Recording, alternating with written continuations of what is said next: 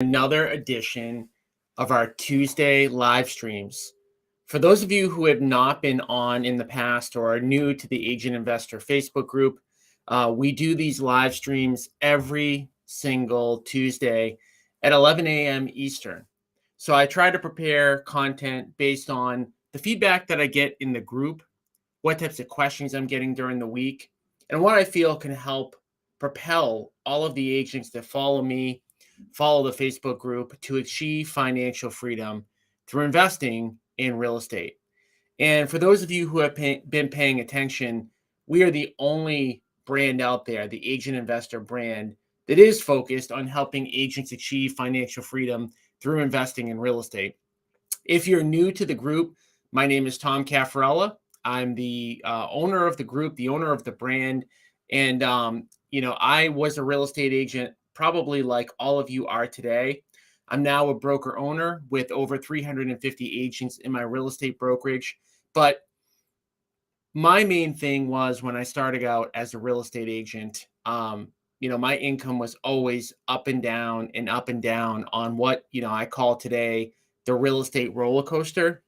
And it wasn't until I started investing in real estate that my, financial picture changed. I got into real estate for financial freedom, but I didn't get that until I actually started investing in real estate. And fast forward 15 years, I fixed and flipped over 1,200 homes, have built an over 300 unit rental property portfolio, and building a couple hundred apartment units for passive income, have raised nearly $20 million of money to put into our apartment deals. And in general, just have been kind of screaming from the top of my lungs that while sales will make you a living, investing will make you wealthy. We definitely don't advocate an agent investor to stop being an agent. In fact, again, I'm a broker owner. I love sales. I think sales are a great thing, but I strongly encourage every agent to make sure that they're at least doing some investing. Okay, so every Tuesday at 11, we do a different topic. Today's topic, and what I'm going to share with everybody today, is our deal analysis system, our deal analysis process that we have within our company. Before I get into the actual process, I want to just talk really quickly about why we have systems and why we have processes. At the end of the day, in order to have a thriving business, in order to be able to leverage yourself, to make the most amount of money that you can, and to have a business and not just a high-paying job, you need systems in your business that you follow, the same each and every time. At the end of the day, you want predictable results in your business. And the only way that you can get there is by having processes, is by having systems. And by having a system, if you follow it, you're going to get predictable results. But having systems also allows you to hire other people into your business in order to be able to get more of your time back so that you can spend time on the 20% of things that produce 80% of the results. It's how everybody who's ever built a significant business or achieved financial freedom has done it. And when I first started this deal analysis process, this process that I'm going to share with you today is something that I first followed myself. Okay, this is what I did myself when I was analyzing whether something was a good deal. I eventually had a virtual assistant take over this process and eventually hired a full-time US-based person. Now, this deal analysis system that I'm going to share with you today, if you're an Inner Circle member, we will actually do all of this work for you. So while I think it's great to know how to analyze deals on your own, if you are an Inner Circle member, we will actually do all of this work for you. So if you're an Inner Circle member, you never have to say ever again, gee, I wonder if this is a good deal or not, because our team will actually do this work for you and we'll have a conversation with you on whether or not we believe it's a good deal. Okay. So multiple people that are in the Inner Circle program submit deals to us each and every week.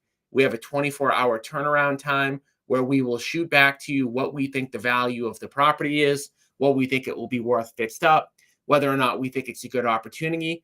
And for those of you who are looking to partner with us that are in the Inner Circle, whether or not it's a deal that we would potentially partner with you on. So if you have not yet set up a time to talk about joining the Inner Circle, You can do that at any point at www.agentinvestorinnercircle.com. Once you click that link at www.agentinvestorinnercircle.com, you will see my calendar and you'll be able to pick a day and a time for us to talk. We use that time to give you a free strategy session to talk about how we can actually help you. And then we'll spend a little bit of time talking about whether or not the inner circle is a good fit for both parties. We get multiple people that sign up for these calls every single week. And if you're interested, again, www.agentinvestorinnercircle.com. And again, the last thing I want to talk about really quickly before I jump into this is just that the system we're going to teach today is just one of the systems that are in our business that we're going to be teaching and training on at the 2-day event that we're having coming up on April 12th and April 13th. If you have not registered for the event, we only have room for 250 agents. We're very close to capacity at this point. If you have not registered, please go to www.agentinvestorevent.com. It's a free event. Not only is it a free event, but you're also going to have the opportunity to win a free all-inclusive 2-person trip to Aruba just by bringing a guest. Now, you don't need to bring a guest to the event to come to the event, but if you know another agent who could benefit from investing in real estate, who you feel like it could open their eyes or help them on the right path, help us help you, and potentially win a trip to Aruba by going to www.agentinvestorevent.com. All right, with all that said, let's jump into it. Okay, so let's just kind of set the stage as to why we even need this process to begin. So at the end of the day, my company does a few different things, right? We have a real estate brokerage where we have over 350 agents. Our focus is on helping agents achieve financial freedom through investing in real estate. That's one way that our company makes money. Second way that our company makes money is by owning passive income assets, like the apartment buildings that we own, like the small multifamilies that we own. But the third way that we make money, and probably the way that most people kind of know about us, is through our company, Ocean City Development, that fixes and flips and wholesales properties. Okay. In order to have a successful fix and flip and wholesale type operation, one of the most important things that you need to be able to do is to actually analyze whether or not a property is a good deal, right? If you don't know whether something's a good deal, or you make the unfortunate miscalculation, you run the risk of losing money, right? And I see this all the time where somebody will bring a deal to me and they will be ultra aggressive, or maybe, half, glass half fullish on the number that the property is going to sell for, or what we call the after repair value. And it's very easy to make a mistake on the after repair value in our market. Okay. So I know that Agent Investor is a national brand, but I do all of my business in New England. It's a lot easier to calculate the after repair value in an area in the United States where maybe the entire subdivision is all the same type of house, right? There are areas in the country where you could go and you could have a property that you're analyzing, and you could find 2 or 3 or 4 single family properties that sold in that area in the last 6 months that have the exact same specifications. But that's not New England, and that's not most of the United States. In fact, New England has probably the hardest properties to comp, right? Because New England started being developed in the 1600s. Think about that for a second, right? So there's a big difference. If you're in a town like Salem, Massachusetts, my brother-in-law lives in Salem, Massachusetts. His house was built in the 1700s. It's a lot harder to find a comp on a street that has a house built in the 1600s, the 1700s, the 1800s, the 1900s. Think about how different those time periods are, the styles were, the perception of the buyer buying the property. So we really need to get very good and have a system in order to calculate the after repair value in the New England area, or else we're going to make a mistake. And like I said, the biggest mistake that people tend to make is they tend to justify a deal based on a comp that they find that you could kind of make a little bit of an argument that it might be the right comp, but it's an aggressive comp and it's really a better comp. It's a better house than what your subject property is, but you can kind of justify a purchase because it's easy to make a mistake, like I said, especially again in New England. So our purpose today is to help you avoid making those mistakes because, as Warren Buffett says, the first rule of investing is to not lose money. The second rule is to repeat the first rule, right? Just never lose money. That's the most important thing when it comes to investing, is not to try to make a bunch of money, but to prevent loss, because loss can really damage you big time. Okay. So I have what I've created. So this deal analysis process that I have hit up here on the screen is something that I created. This was a process. This was a system that I created. It's a system that I followed. It's also a system that my virtual assistants followed. And it's now a process that now my full-time American staff member follows. So I have to turn my screen a little bit. You guys are going to probably not see my face quite as much because I need to make sure I'm looking at the actual document that I have up on the board. But I'm going to run you guys through this as much as possible. And I do also want to just say really quickly that we are live. I am available to answer live questions at any point during this process. So don't ever feel like you can't ask a question. I am monitoring the comment section in the Agent Investor Facebook group. So if you want to ask a question, all that I ask is that you go into the Agent Investor Facebook group and watch this video and ask questions within the actual group itself. Okay. You may be paying attention to this on my personal page or my LinkedIn or my Twitter or my YouTube channel. If you want to ask a question, please go into the Agent Investor Facebook group. And, that's where I can answer the questions. So with that being said, Amanda said the screen is super fuzzy. It's clear as day to me. And I'm trying to see how I can make it a little bit better for you all. Making it bigger doesn't seem to help very much. What I'm going to do, and I apologize for this, but I am going to just drop this PDF into the Agent Investor Facebook group if I can. Let me see if that's a possibility.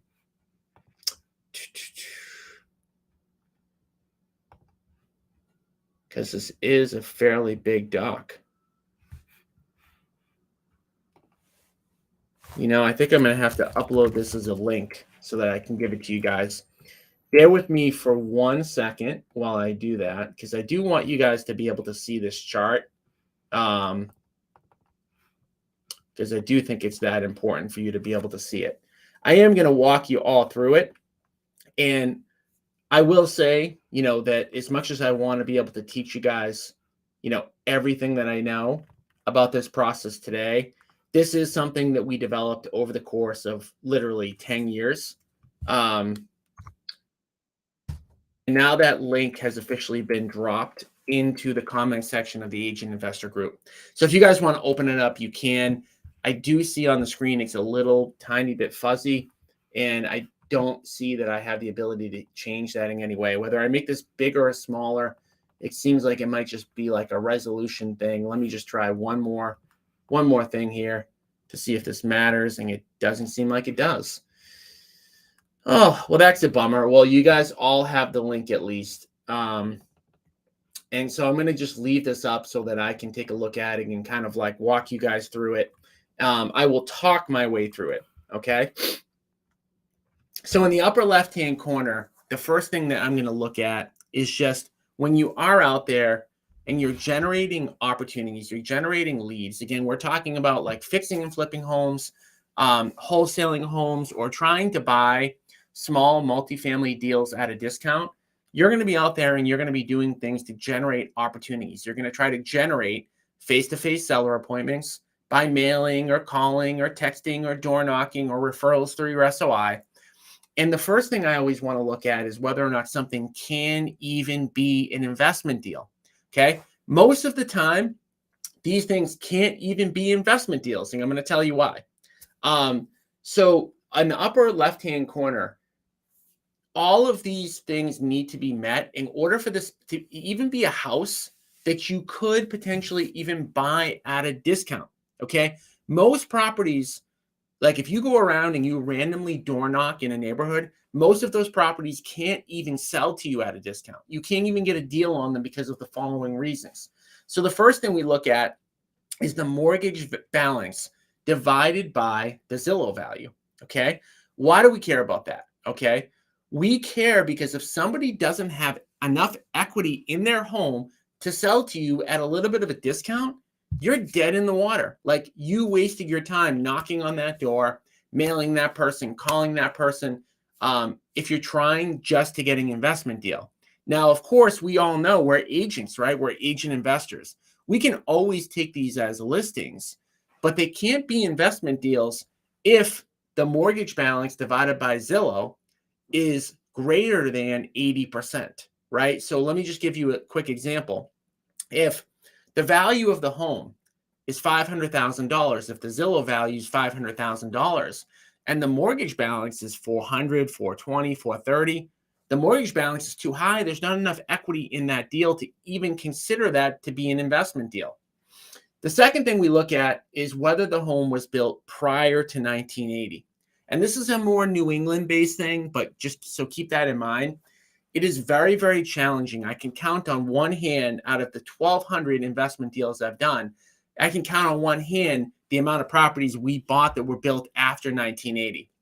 Very, very rare to be able to get a deal on something that was built after 1980, okay? The third thing is it's very, very, very challenging to get a deal on a home that was purchased in the last 5 years. Like if somebody bought a home last year, they're probably not going to take a discount on it this year.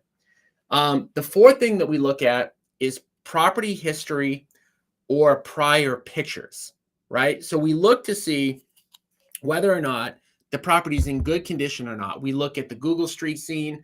We try to look for prior pictures in property history in the MLS to see, hey, what does this property look like? Because again, if a property is an 8 out of 10 condition, a 9 out of 10 condition, a 10 out of 10 condition, the odds statistically that that person is going to sell to you as an investment deal are very, very low. Okay. So are you guys with me so far? Just comment in the comment section that this stuff makes sense so far. I just want to make sure that we're on the right track so far. And then I'm going to go into how we analyze different types of properties. So do me a favor, type into the comment section. Is this stuff making sense so far? All right. I'm starting to get the thumbs up. I appreciate that so far. So the second thing we're going to look at and talk about is just that we can't analyze every single deal the same way. We can't get an ARV for different types of properties in the same way. There is a big, big difference between how I analyze a small multifamily, a single family, a condo, or a townhouse. So let me just start out with the easy ones for right now. Condos and townhouses. They're on the right-hand side of the upper hand of this screen. So let's talk about condos for a second. Condos are a lot easier to comp, right? And if you look at the screen, right, the first thing we're going to try to do when we're seeing the after repair value of a condo in a condo association is we're going to look first and foremost to find another condo in that condo association. Sounds really easy, right? It is really easy. Condos that are in condo complexes are very, very easy to comp. So I am going to look if there's 50 condos in a condo complex or 100 or 20. The only thing I'm really going to look at is a condo in that condo complex. I am not going to try to use a condo in another condo complex because condo complexes can be very different one for another, right? The amenities that they have, the locations, the rules, everything. So condos are really easy. We're going to look for a condo in that condo complex.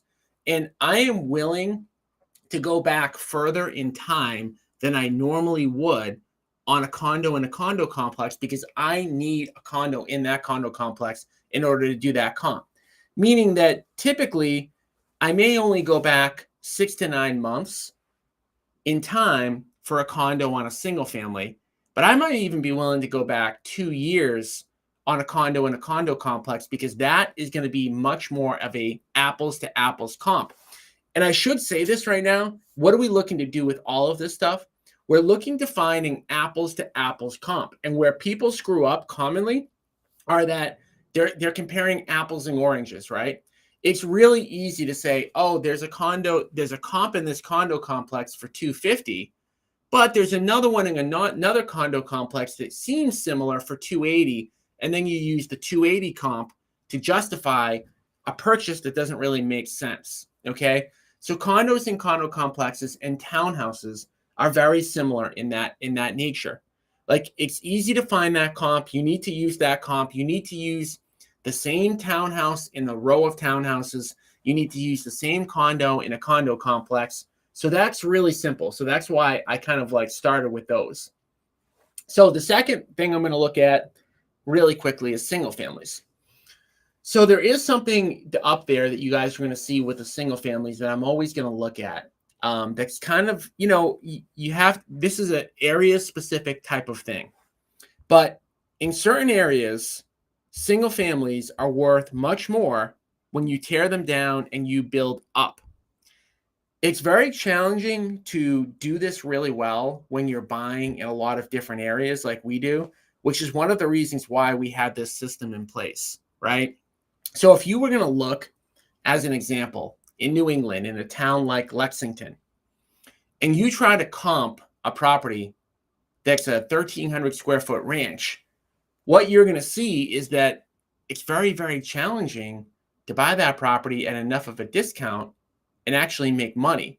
And what you'll see is that a bunch of investors are going to pay what appears to be close to market value for that ranch because they're actually going to tear it down and they're going to build on it. So the first thing that we look at, the first step that we look at on any single family is this an area that's a knockdown area? And it's also true in the city as well. So say, for example, you find a single family in an area that has a lot of condos in the city, like a South Boston. We're going to look and we're going to say, can you tear that thing down? Can you put up two condo units? Can you put up 3 condo units? Okay. So that's the first thing that we look at. In most cases, most of the time when we analyze a single family, that checkbox that we're looking at is not relevant, meaning that most of the time, the highest and best use for that property is not to tear it down.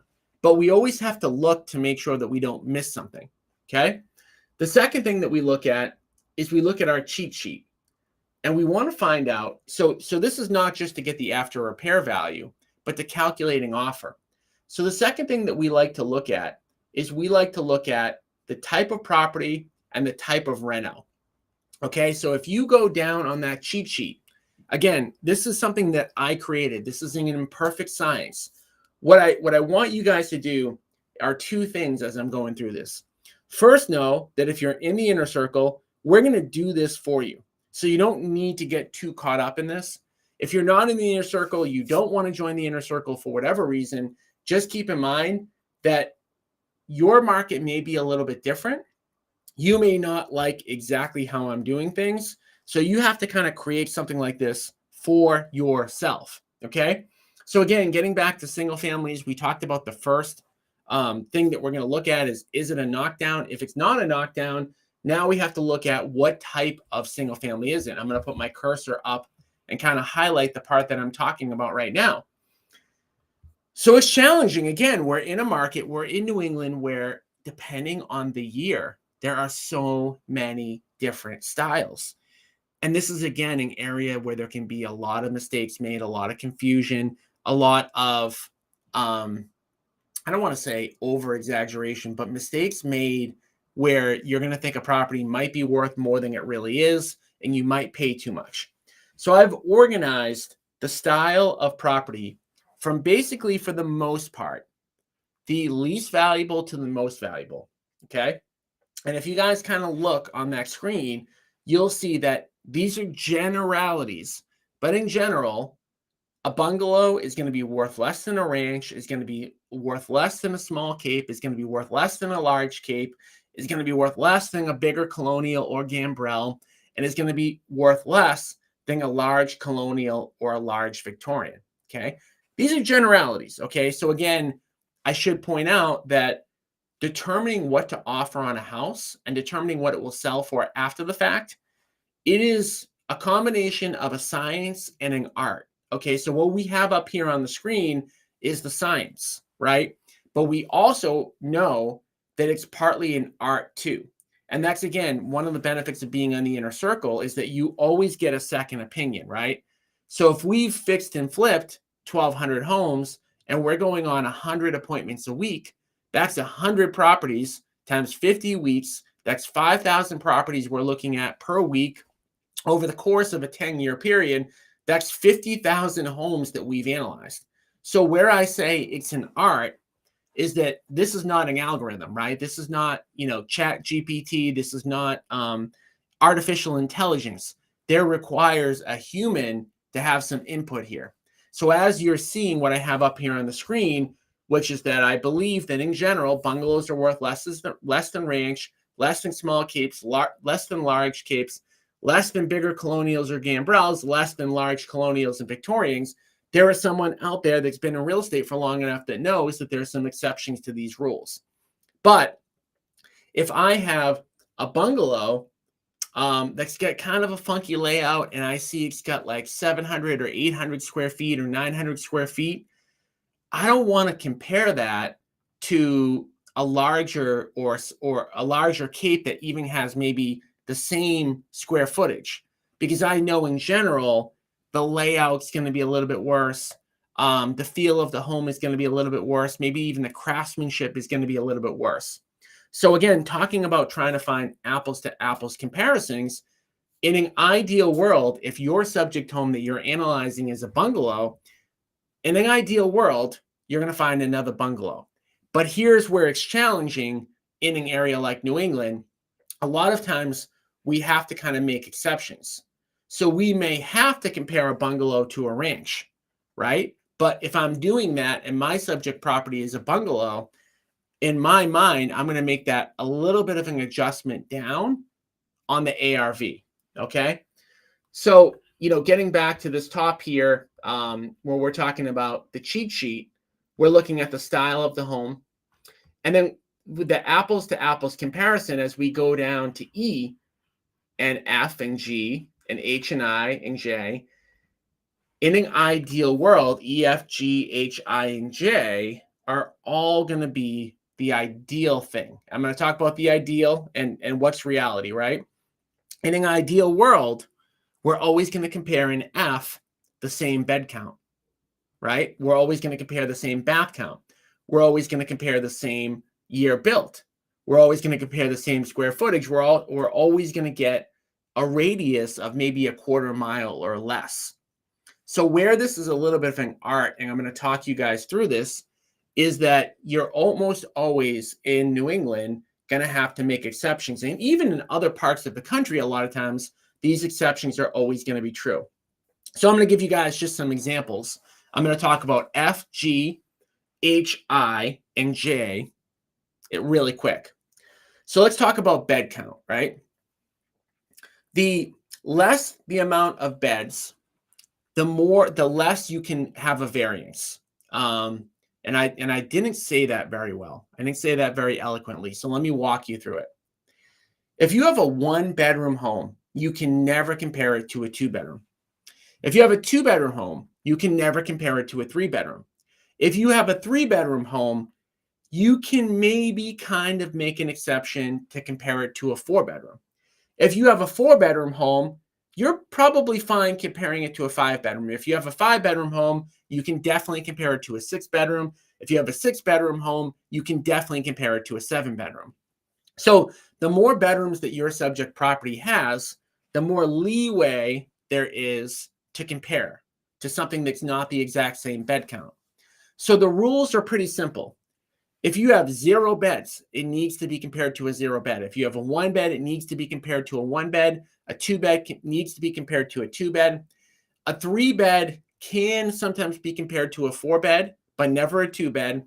And a 4 bed can be compared to a 5. 5 can be compared to a 6, right? And once you start to get above like 5 beds, you start to get into it not mattering as much, right? Like I have 4 kids.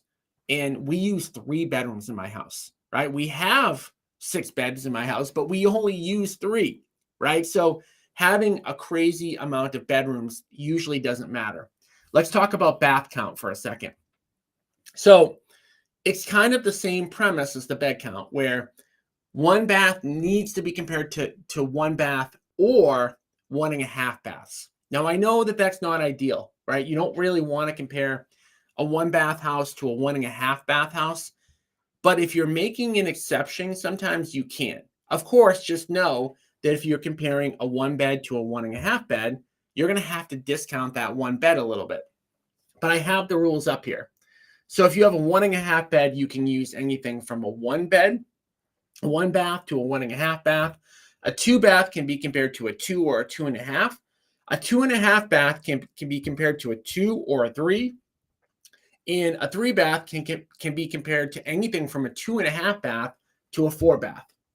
I know I went through that quick, but just the premise is the same, right? Where you have to think in your head, like, once you get to a 2.5 bath count, half baths or another full bath, it matters a lot less. Why I'm saying this, like, of course, like, the rule is going to say, if you want a perfect analysis, why not compare the exact beds, the exact baths? And what I'm telling you is that in most cases, it can't be that precise because a lot of the homes are started in different periods.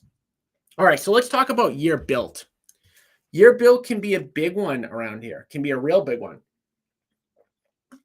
So it goes without saying that most of the time, a newer home is going to be worth more money. Most of the time.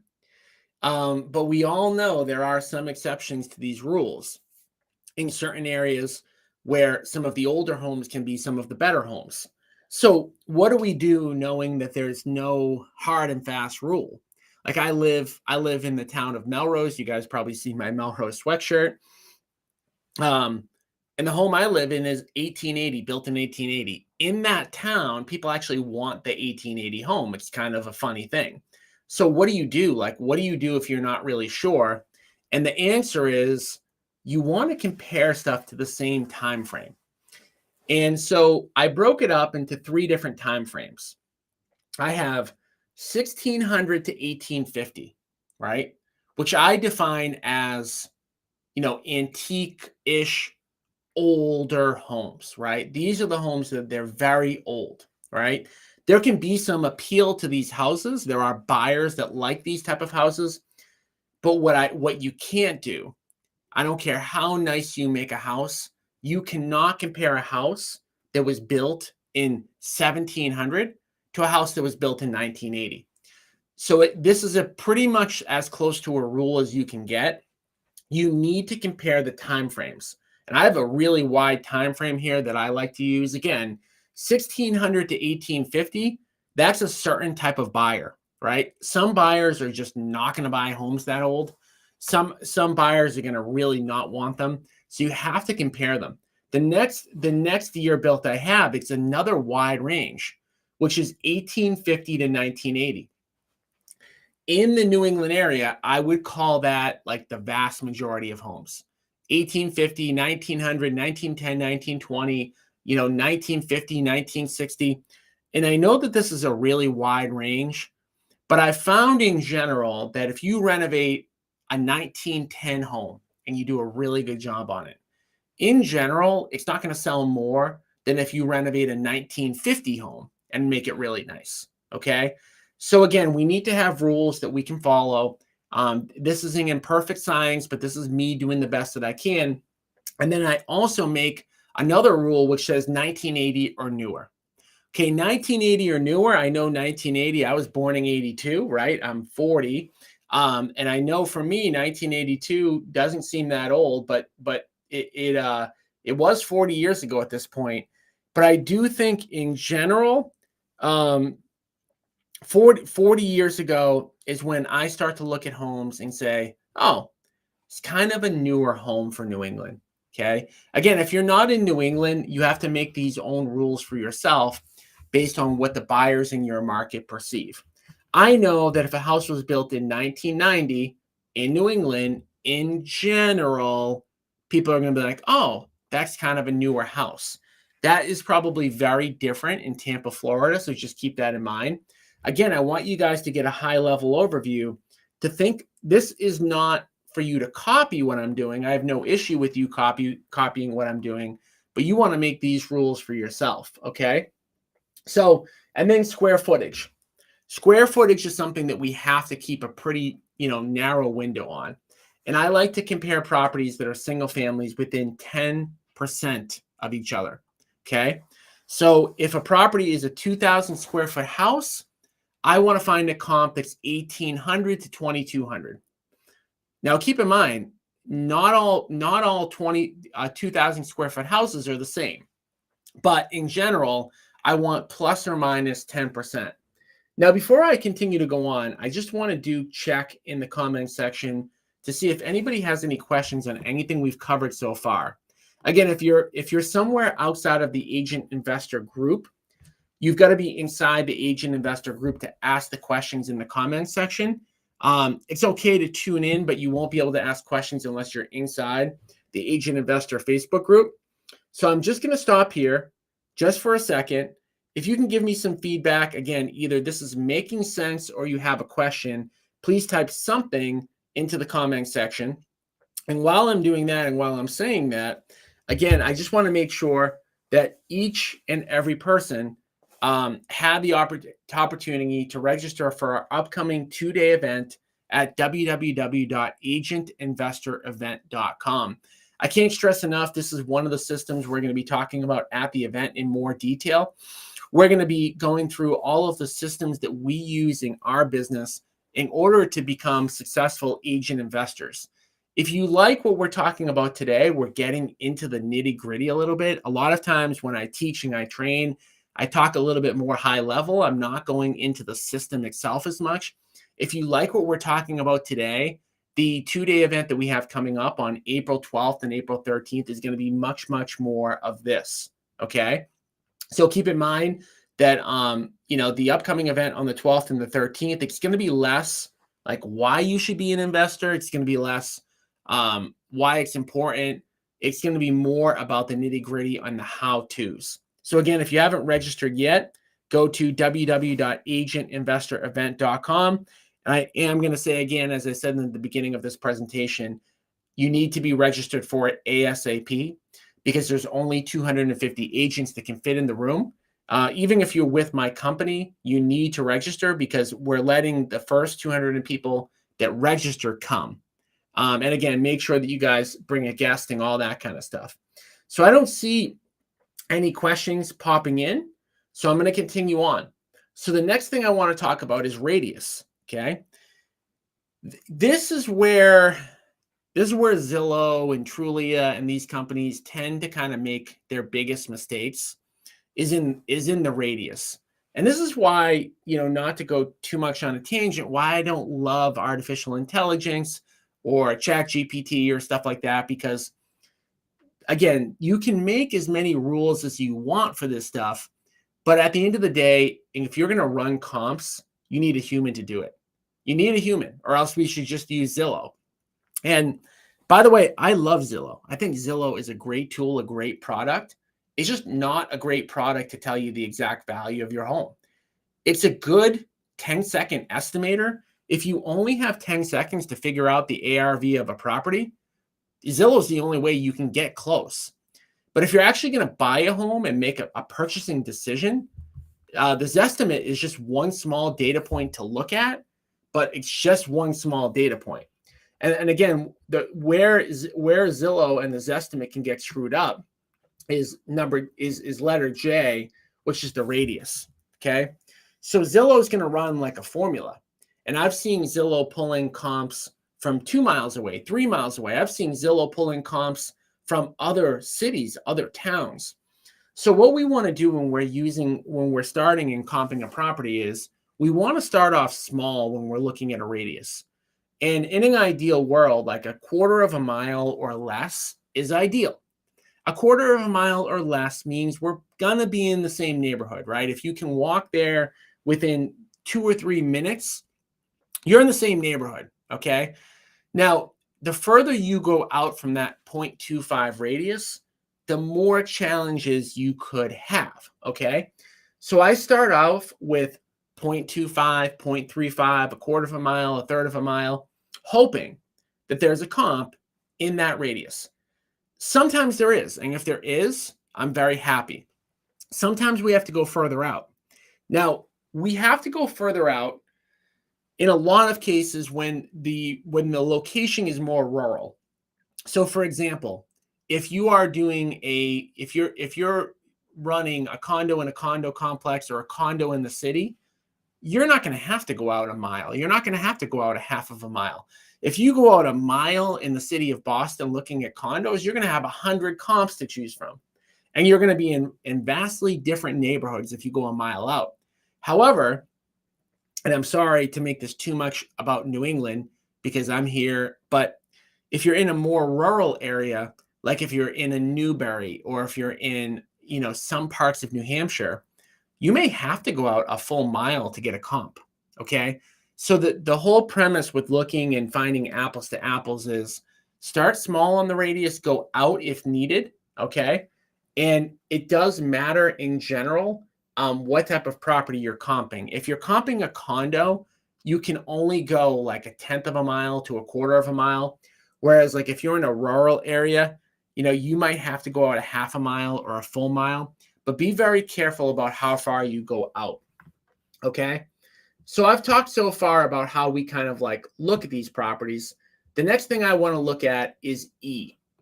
And I want to talk about data points. And this is where, again, this is an art, not fully a science, because I want to look at multiple data points. Data points tell me things, okay? And when I'm looking to say, what's the after repair value? What's the property worth? I want to gather a lot of different pieces of information. And I'm going to take all of that information together to basically give me evidence of what the most likely selling price of that property is. I look at all of these data points. I look at the comps, but I also look at this other stuff. Okay. I'm going to look at prior MLS history. Okay. The absolute best comp for a property ever is itself. I'm going to say that again. The best comp for a property is itself. How I use that is I look and I say, well, this property sold 3 years ago for $300,000. What does that tell me about the value of that property today? And this is just going to be a very simple statement, but it's a valuable statement. I know that if a property sold in 2020 for $300,000, it's worth more today. If that same exact property sold 3 years ago for $300,000, it's worth more today. Simple statement, but you can kind of put this on a chart and you can say, you can extrapolate it. You can say, well, if a property, so if your subject property sold in 2006, what would it be worth today? So you can kind of get an idea based on when the property sold and where the market was at that time to determine what the actual value of that property is. That's one data point. Okay, we don't want, the only way, by the way, that I would obsess over that data point is if that property sold within the year.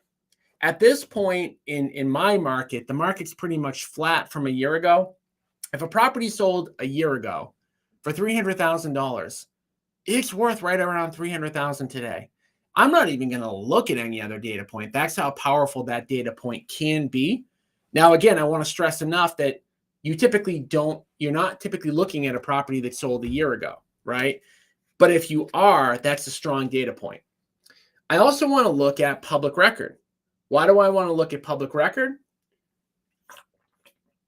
I want to look and I want to see what the assessed value of that property is. Almost all of you will know that today in almost every market across the United States that the assessed value is typically lower than the value of the property. And it's almost definitely lower than the value of the ARV of the property. So why is this important? Well, I like to look at the assessed value of a property because there are instances where a property is assessed really low or really high and catches me off guard. So there are times where maybe you pull a comp within a quarter of a mile, And then maybe that comp says the property's worth $500,000. And then all of a sudden you see the assessed value at 600 or 700,000. That makes me jump back and go, wait a second, what did I miss? And 9 out of 10 times when the assessed value is much higher than I thought, that property's on a lake, or that property's on the water, or that property's in a cul-de-sac, or that property has something that's unique about it that I missed. Okay. So all of these data points are very, very important to look at.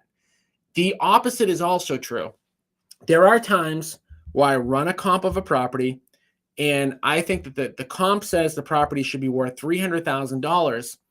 And then I look and the assessed value says it's worth $150,000. And I'm exaggerating to prove a point here.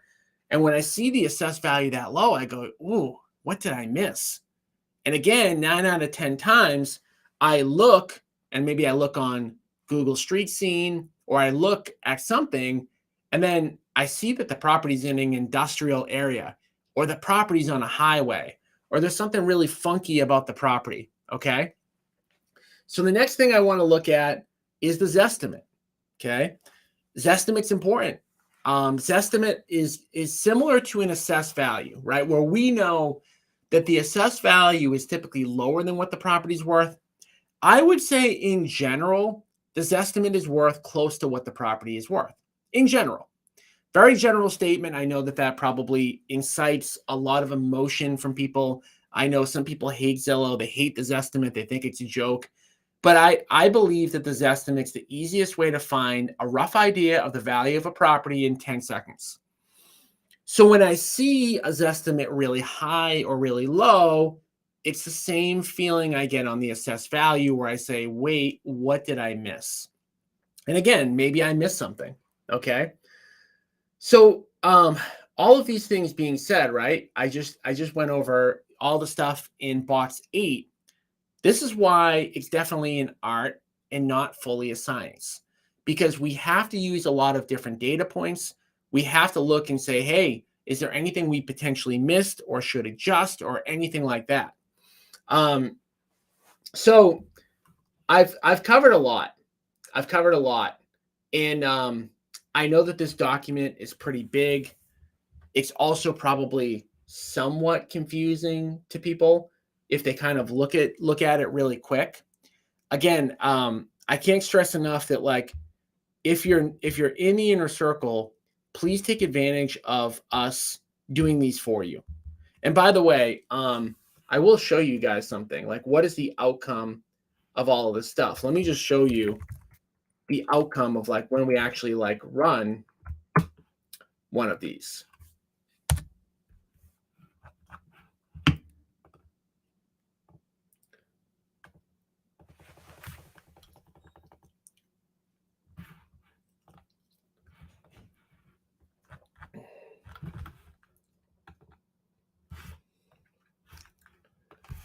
So the rules were just up there. And again, I wish that, darn it, I wish that this could be visible. I don't have any idea why this is not showing the way that it should. Let me try to make this bigger. Nope, that's not helping either. I'm trying to think of any other way that I can share this and make this a little bit easier to see. Oh, well, I don't think that's going to work. But the outcome of all of this is that we give each and every one of you one of these analysis sheets, which basically shows, like, what we think that the property's worth. It tells you what the Zillow value is. It tells you what the assessed value is. It tells you what the public record is. It gives you a map of the property. It gives you all of this is the public record information that we take a look at. It's going to give you this estimate, like I talked about. It's going to give you the comp, right? This is the ARV comp on this property that we've used. So if you're in the inner circle and you're not sure what ARV comp to use, we're going to give you what we believe our ARV comp is, right? We're going to give you the valuation of what we think it is. Then we're going to also show you something called the 5-year street scene. The street scene is important because, while I said earlier today, the best comp for a property is itself, the second best comp for a property is on the same street. So we like to look at the same streets of a property just to get an idea, like, is this like a highly desirable street? Is it not? So this all just kind of comes down to like, where we showed you guys this deal analysis sheet, but we don't want to just analyze the deals. We want to actually come up with a value so that we can figure out like if it's a deal worth doing, right? So I want to open this up to any questions that you guys have right now. I know I covered a lot, and this is something that keep in mind, like, when I train my VAs and I train my full-time person, Kathleen, to do this, like, this is not something that I gave her this sheet and I gave her a half an hour, presentation or a 45-minute presentation and she knew how to do right away. This is an art form. This is something that even if you follow the rules and have a system, it's always good to get a second opinion of, somebody that's done 50,000 of these in the past. And I think even if you know how to do this well, if you're going to make an investment in a small multifamily, in a fix and flip, if you're going to wholesale a property, it makes a whole lot of sense to get a second opinion. You may not agree with us with the opinion that we have, but I can tell you that we're going to give you something to think about every time that we analyze a property for you. So that's completely free if you're in the inner circle. Again, if you haven't signed up for an inner circle call, go to www.agentinvestorinnercircle.com. And again, I'm just waiting to see if there are any questions that are coming in. Amanda said, who do we reach out to get help with this? There's actually a JOT form, Amanda, that we fill out. So all that you need to do, send me a DM on Facebook, and I'll send you the link. And the link, all you do is fill out the address of the property. And within 24 hours, we're actually going to shoot back to you all of this information.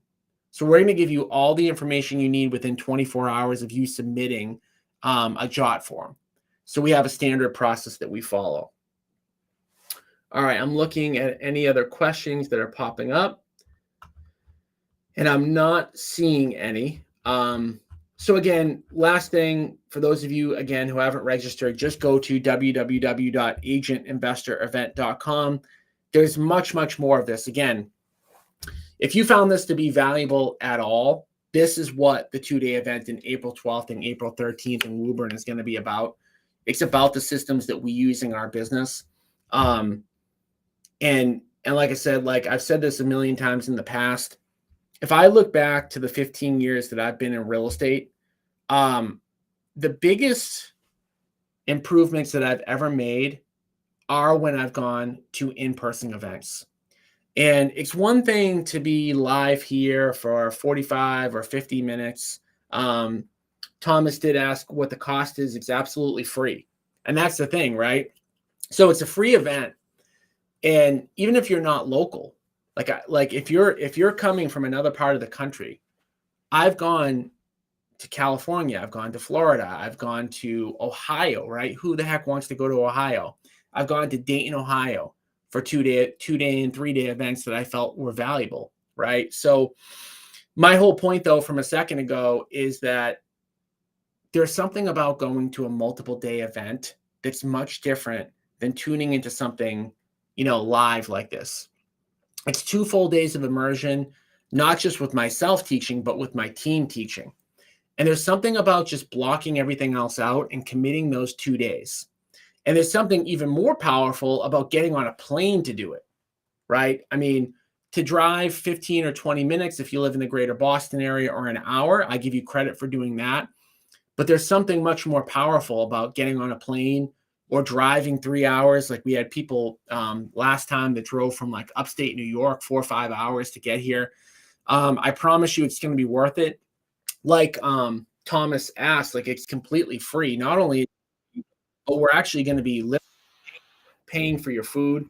So we're going to be dropping a ton of money on it. We're highly invested in making sure that you guys get value out of the event. So, I just ask that if you guys are serious about taking, your investing business to the next level, make sure that you register. Again, sales will make you a living. Like you can earn, $50,000 to $250,000 as an agent, but is that going to get you to become financially free? right? Is that going to be able to get you 10, 20, $30,000 a month in passive income so that you can tell the clients that you hate, hey, you know what? I'm not going to work with you. Is it going to be able to get you to stop working nights and weekends, right? How many times on a Friday have you gotten a text from a client? Hey, I just saw a property that I want to look at Saturday at 8 o'clock, right? That's cool.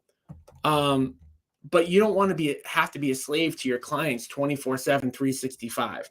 I know that's part of the gig of being an agent. And again, I don't discourage people from being agents, but get yourself into a position where at some point you can say, hey, you know what? Like, I'm not going to work nights anymore. Or maybe I'm only going to work one weekend day. So I encourage you guys to register for that event. I appreciate the fact that you guys stayed on with me this long and we had almost no drop off the entire time. I hope that you guys found it valuable. And again, if you found it valuable, the 2-day event is going to be much, much more impactful. www.agentinvestorevent.com. And keep in mind, for every person that you bring, you get an entry to win a 2-day all-inclusive trip to Aruba for free. All the stuff is for free. So take advantage. Don't look a gift horse in the mouth and register today. All right, we'll be back next week with another live edition of our live stream. It's every Tuesday at 11 a.m. Eastern, and typically a couple of days before the live stream, I'll post what it's going to be about. Keep in mind, guys, I listen to your feedback. So if you have something that you want to make sure that I cover, be selfish. Put into the comment section now what you want me to cover, right? Because I don't always I can think what you guys need help with, but be selfish and tell me what you want. And I can do a training on pretty much every topic. So again, thank you guys. And I hope to see you at the 2-day event, and shoot me a message or put a comment below on what topic you want moving forward.